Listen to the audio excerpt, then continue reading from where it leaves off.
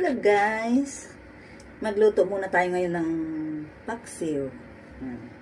Ngayon, hiwa-hiwain muna natin itong pangsahog ko sa paksiw, sa ulong isda ng salmon ko, itong aking talong.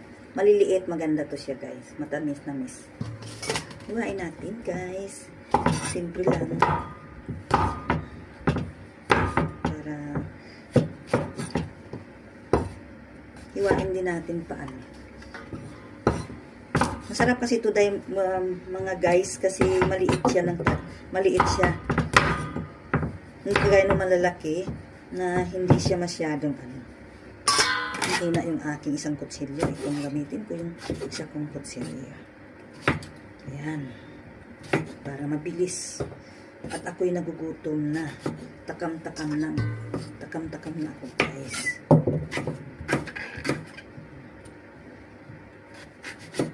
Matalim din itong isa kong kutsilyo pala.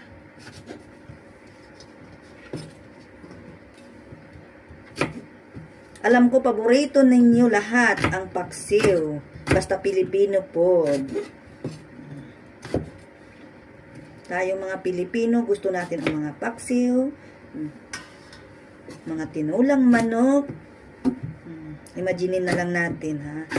Tapos, pinagang buto-buto ng mga baka. Karning baka. Hindi baka.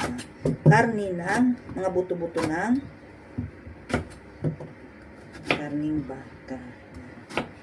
Ngayon, tapos na natin hiwain ang ating talong. Na-prepare ko na guys ang ulo ng salmon. Tapos, mayroon na akong luya, bawang, kasi mas gusto ko yung may bawang. Tapos, ulo ng salmon at talong. Ang kulang na lang guys,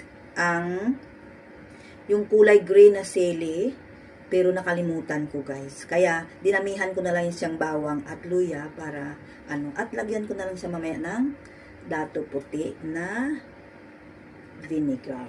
Yan. Kaya guys, ilagay na natin ang ating paksiw. Kasi ang talong medyo matagal-tagal siyang maluto. Kaya unahin ko siyang ilagay sa baba para lutong. Kasi yung ulo ng isda, madali lang naman siya guys. Okay? Madali lang siyang maluto. Yan. Lagay na natin dyan. Lagay na natin yung ating mga pangsahog. Pangtaas ko na lang yung Tapos yung ating ulo ng isda. Very simple lang yan guys. Naluto. Parandali. Kapag nagmamadali kagaya ko, gutom na ako yan. Yan, lagay na natin. At lagyan ng asin. Yan guys. Huwag mo nang kunti lang muna